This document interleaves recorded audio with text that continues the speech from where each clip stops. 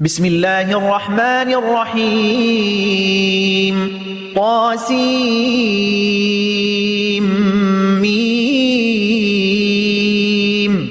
تلك آيات الكتاب المبين نتلو عليك من نبأ موسى وفرعون بالحق لقوم يؤمنون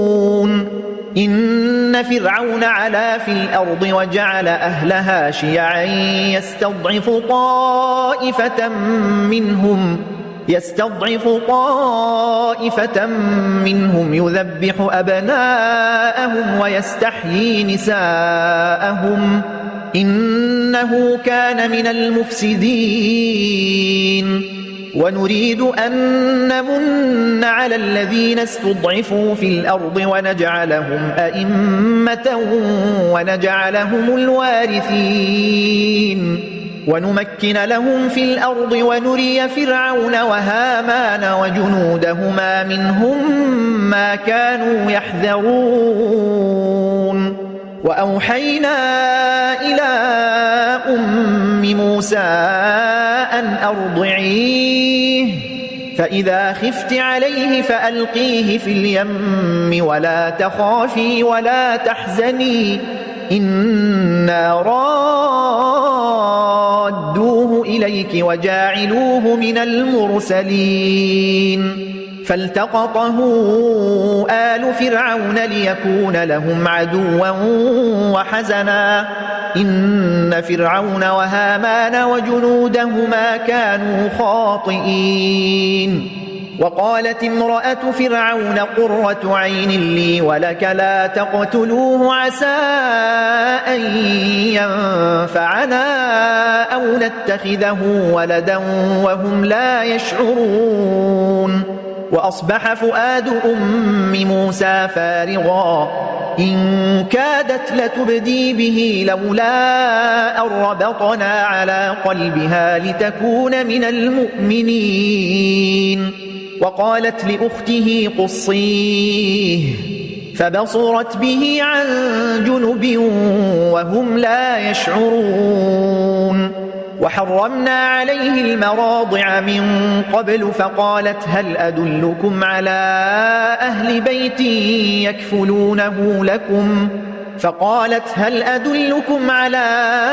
أهل بيت يكفلونه لكم وهم له ناصحون فرددناه إلى أمه كي تقر عينها ولا تحزن ولتعلم أن وعد الله حق ولكن أكثرهم لا يعلمون ولما بلغ أشده واستوى آتيناه حكما وعلما وكذلك نجزي المحسنين ودخل المدينة على حين غفلة من أهلها فوجد فيها رجلين يقتتلان هذا من شيعته وهذا من عدوه فاستغاثه الذي من شيعته على الذي من عدوه فوكزه موسى فقضى عليه قال هذا من عمل الشيطان إنه عدو مضل مبين قال رب إني ظلمت نفسي فاغفر لي فغفر له إنه هو الغفور الرحيم قال رب بما أنعمت علي فلن أكون ظهيرا للمجرمين فأصبح في المدينة خائفا يترقب فإذا الذي استنصره بالأمس يستصرخه قال له موسى إنك لغوي مبين فلما أن أراد أن يبطش بالذي هو عدو لهما قال يا موسى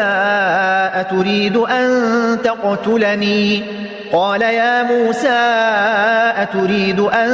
تقتلني كما قتلت نفسا بالأمس إن تريد إلا أن تكون جبارا في الأرض وما تريد أن تكون من المصلحين. وجاء رجل من أقصى المدينة يسعى قال يا موسى إن الملأ يأتمرون بك ليقتلوك فاخرج إني لك من الناصحين. فخرج منها خائفا يترقب قال رب نجني من القوم الظالمين. ولما توجه تلقاء مدين قال عسى ربي أن يهديني سواء السبيل. ولما ورد ماء مدين وجد عليه أمة من الناس يسقون ووجد من دونهم امرأتين تذودان قال ما خطبكما قالتا لا نسقي حتى يصدر الرعاء وأبونا شيخ كبير. فسقى لهما ثم تولى إلى الظل فقال رب إني لما أنزلت إلي من خير فقير. فجاءته إحداهما تمشي على استحياء قالت إن أبي يدعوك ليجزيك أجر ما سقيت لنا. فلما جاءه وقص عليه القصص قال لا تخف نجوت من القوم الظالمين. قالت إحداهما يا أبت استأجره إن خير من استأجرت القوي الأمين. قال إني أريد أن أنكحك إحدى ابنتي هاتين على أن تأجرني 8 حجج فإن أتممت 10 فمن عندك وما أريد أن أشق عليك ستجدني إن شاء الله من الصالحين. قال ذلك بيني وبينك أيما الأجلين قضيت فلا عدوان علي والله على ما نقول وكيل. فلما قضى موسى الأجل وسار بأهله آنس من جانب الطور نارا قال لأهلهم كثوا إني آنست نارا لعلي آتيكم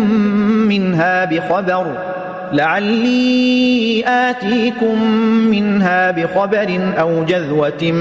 من النار لعلكم تصطلون. فلما أتاها نودي من شاطئ الوادي الأيمن في البقعة المباركة من الشجرة أن يا موسى إني أنا الله رب العالمين وأن ألق عصاك. فلما رآها تهتز كأنها جان ولا مدبرا ولم يعقب يا موسى أقبل ولا تخف إنك من الآمنين. أسلك يدك في جيبك تخرج بيضاء من غير سوء واضمم إليك جناحك من الرهب فذلك برهانان من ربك إلى فرعون وملئه إنهم كانوا قوما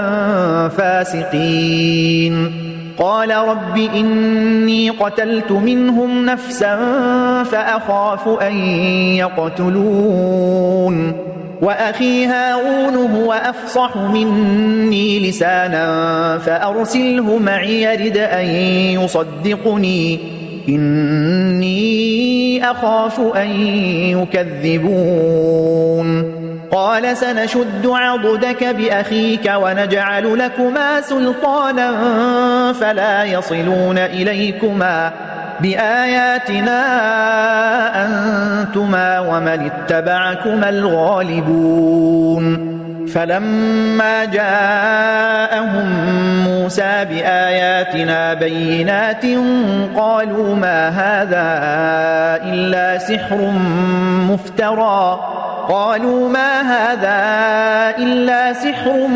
مفترى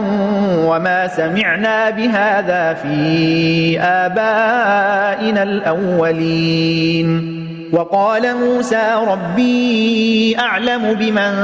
جاء بالهدى من عنده ومن تكون له عاقبة الدار إنه لا يفلح الظالمون وقال فرعون يا أيها الملأ ما علمت لكم من إله غيري فأوقد لي يا هامان على الطين فاجعل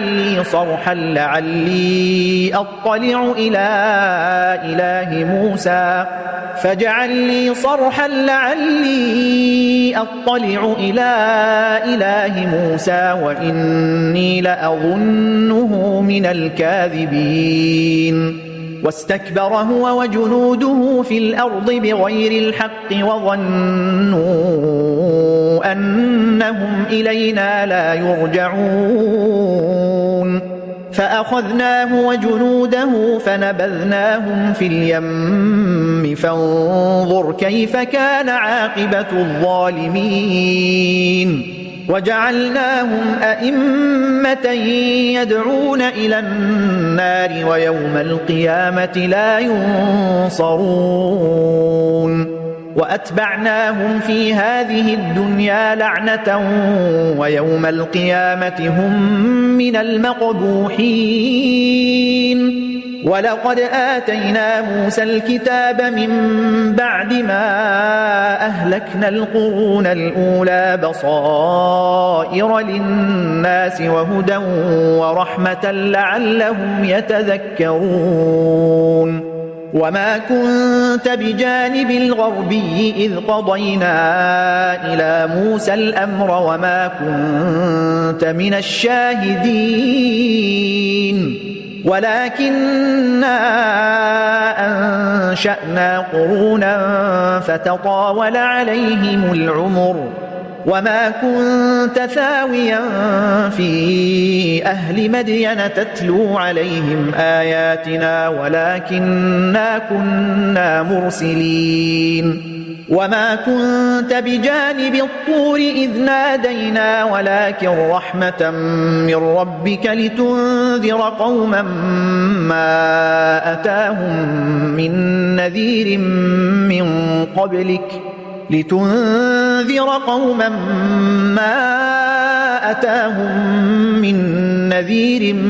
من قبلك لعلهم يتذكرون ولولا أن تصيبهم مصيبة بما قدمت أيديهم فيقولوا ربنا لولا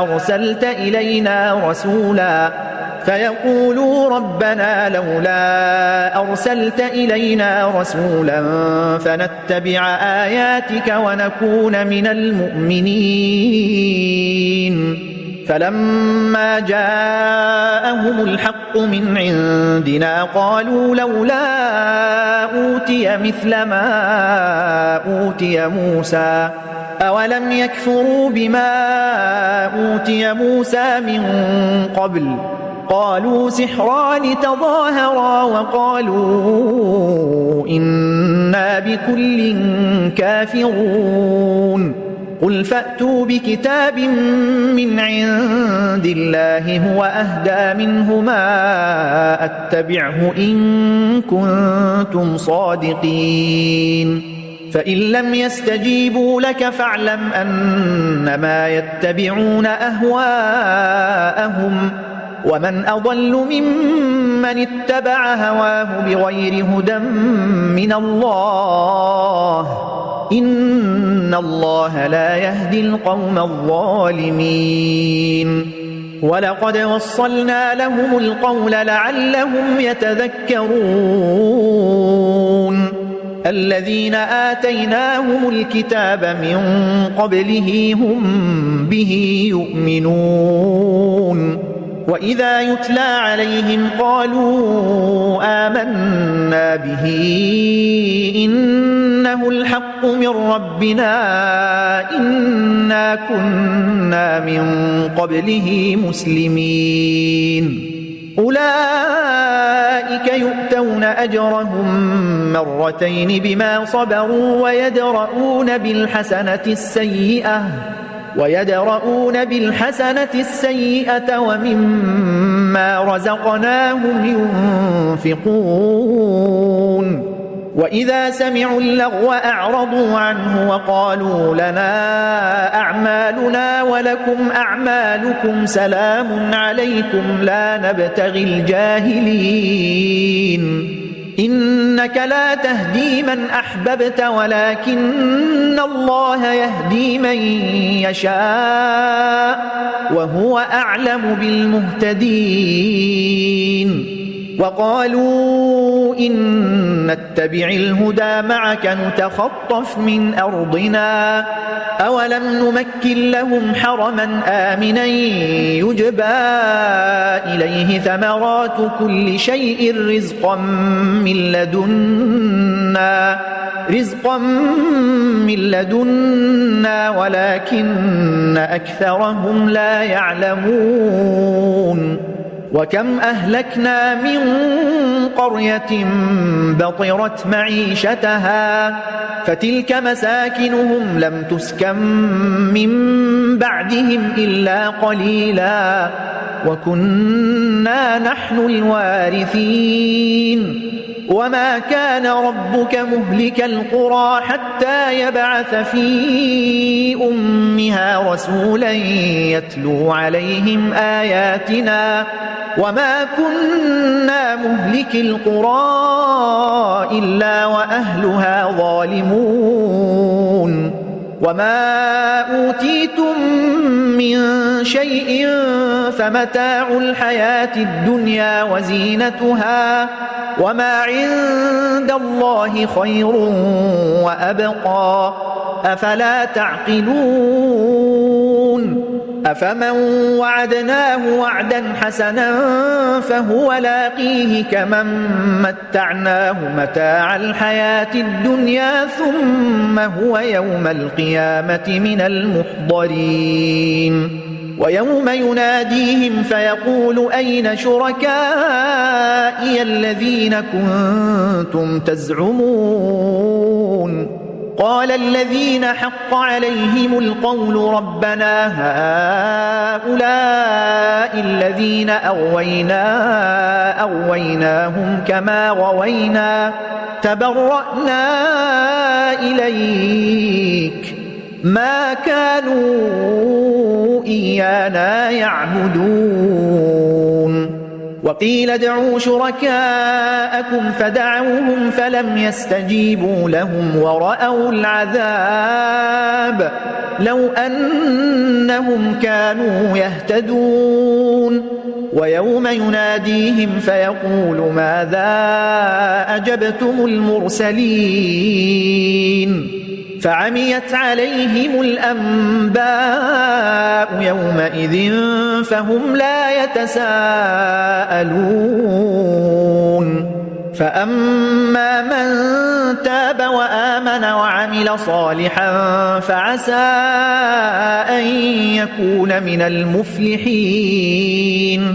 وربك يخلق ما يشاء ويختار ما كان لهم الخيرة سبحان الله وتعالى عما يشركون وربك يعلم ما تكن صدورهم وما يعلنون وهو الله لا إله إلا هو له الحمد في الأولى والآخرة وله الحكم وإليه ترجعون قل أرأيتم إن جعل الله عليكم الليل سرمدا إلى يوم القيامة من إله غير الله يأتيكم بضياء أفلا تسمعون قل أرأيتم إن جعل الله عليكم النهار سرمدا إلى يوم القيامة من إله غير الله يأتيكم بليل تسكنون فيه أفلا تبصرون ومن رحمته جعل لكم الليل والنهار لتسكنوا فيه ولتبتغوا من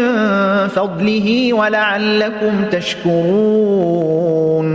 ويوم يناديهم فيقول أين شركائي الذين كنتم تزعمون ونزعنا من كل أمة شهيدا فقلنا هاتوا برهانكم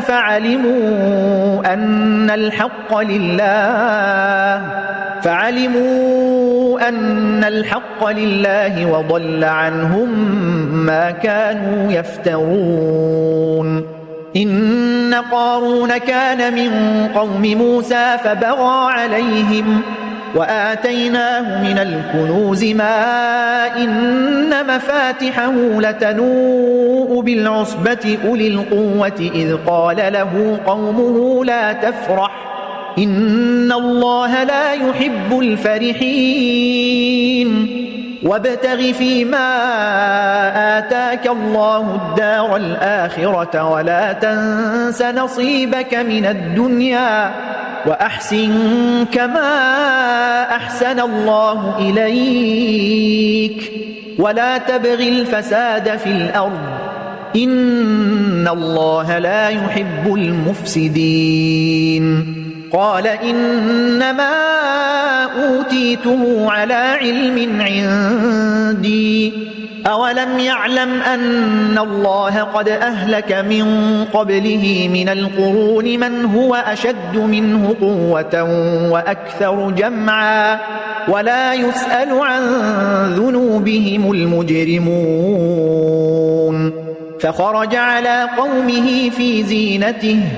قال الذين يريدون الحياة الدنيا يا ليت لنا مثل ما أوتي قارون إنه لذو حظ عظيم وقال الذين أوتوا العلم ويلكم ثواب الله خير لمن آمن وعمل صالحا ولا يلقاها إلا الصابرون فخسفنا به وبداره الأرض فما كان له من فئة ينصرونه من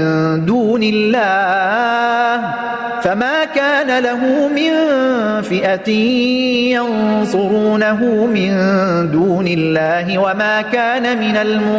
المنتصرين وأصبح الذين تمنوا مكانه بالأمس يقولون ويكأن الله يبسط الرزق لمن يشاء من عباده ويقدر لولا أمن الله علينا لخسف بنا ويكأنه لا يفلح الكافرون تلك الدار الآخرة نجعلها للذين لا يريدون علوا في الأرض ولا فسادا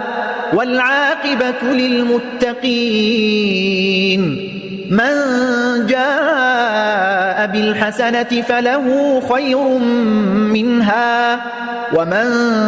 جاء بالسيئة فلا يجزى الذين عملوا السيئات إلا ما كانوا يعملون إن الذي فرض عليك القرآن لرادك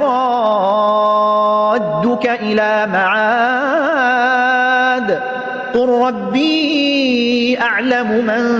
جاء بالهدى ومن هو في ضلال